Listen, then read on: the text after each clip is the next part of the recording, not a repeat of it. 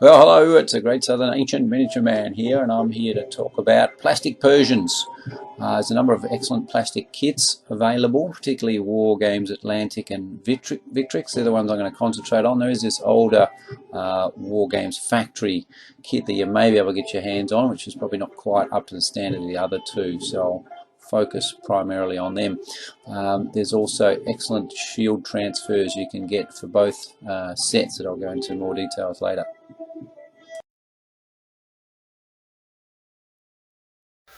Right, so let's start with the Victrix. So Victrix have 4 sets of infantry. You've got 2 armoured and 2 unarmoured, spearmen and archers. I've got a few of them. So I'll give you a look at the sprues and a few painted up fellas in a minute. They also do a set of cavalry which Wargames Atlantic don't offer. So they've got armoured cavalry and unarmoured cavalry, in fact, so a couple of different sets there.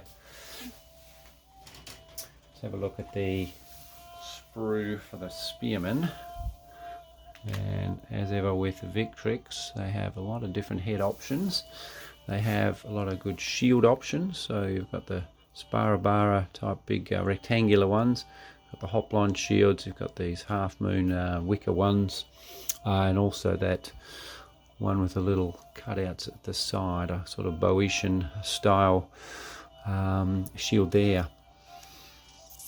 You can see the quivers are quite nice, the bow cases. Relatively simple, and they're really designed to fit the shield transfers that go with them. So when you put the shield transfers on them, they look good. That's one difference with the Wargames Atlantic, but I'll show you those quivers in a little bit. So that's the basic sprue for the spearmen. There is a command sprue, I'm pretty sure, with them as well, as usual. Then we'll go to the archers. These are the unarmoured archers. And again, lots of heads, lots of shields. You don't get the hop-line shields with this set, but that's okay. Plenty of different poses you can make, and as ever with Victrix, very high quality and quite a bit of versatility in how you put them together. So that's them. Quick look at the cavalry sprues. The cavalry, obviously you get 12 guys as usual. 12 guys and 12 horses. There's the horses, 3 different horses. Some similarities you might recognise with the armoured Greek horses. I think this may be exactly the same, quite similar. They get some more bow cases on that sprue, and then there's a separate rider sprue, and again a huge variety of helmets. In fact, you've got some Greek mercenary helmets amongst them, a sort of Macedonian style one there, cape, trumpet, banners. You get everything in this set, as always with Victrix. Very generous, lots and lots of spare components once you've finished building them up. So lots of nice sword cases as well, scabbards there, and you've got these sort of extensions for the cloth caps that you can put on if you so desire. So they're very nice. So what about the Wargames Atlantic kit? So that's 30 guys, and the difference being 40 guys, and the difference being that you sort of get everything in one in terms of infantry. So you have archers, and then you have a whole lot of other poses that can be made up as Sparabara, swords, or with spears. Obviously some of these other guys can be made as archers as well. You have a range of different types of garments, so some just with a cloth, some with cloth as well, some with sort of padded armour. Where's that? Like this guy. And then you do have some with nice mail armour as well. It's got the cloth there. Huge variety of heads on both, all sets, and they're equally excellent.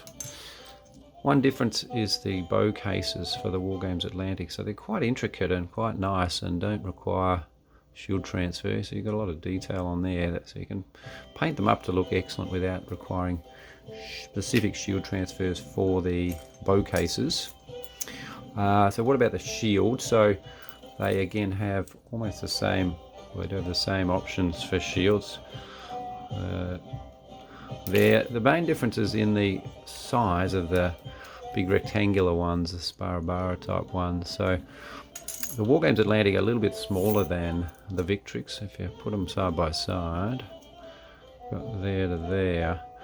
So Victrix on the right. So I actually think the smaller one's a little bit better because you get all that trouble painting a beautiful figure and then totally obscure it with a massive shield. I mean, have a look at that. You can you put in front of him, you can hardly see the guy, just his head poking over him. Even these ones are certainly large, but not quite as obscuring as the others. Anyway, I'll show you some painted up figures and you can get a feel for that yourself.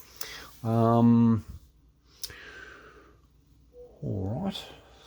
So yeah, I think that's about it for the general discussion. I will go to a demo of some figures now. So these are Wargames Atlantic Persians, predominantly. I'll just show you a few little differences. Nice archer there. It's the armoured scale mail figure here. I love that helmet. The padded armour. That fella's head, I think, is a Victrix from memory. Otherwise, he's Wargames Atlantic. Now, this guy is pure Wargames Atlantic. Beside Wargames Atlantic with a Victrix shield, so you can just see the difference between the diameters there. So it's slightly a bit wider. That's the main difference there. That's them. And here we have a few other fellas. So these I've done as Parthian Archers. That one on the front left is a Wargames Atlantic. Front right, Victrix. Back right, I can't remember. Back left, he's actually an Assyrian from Eureka Games. And then there's my one and only Persian Cavalry that I've made up so far. Just got 11 to go with that set. The Cavalry, definitely beautiful figures.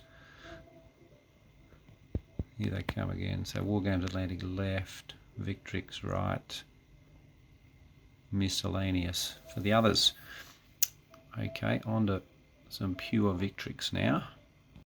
There's a pure Victrix, so there's an archer. You can see that fairly bland bow case that he's got. I haven't put the shield transfer on just to show what it looks like. And then we've got a little scene that I did up.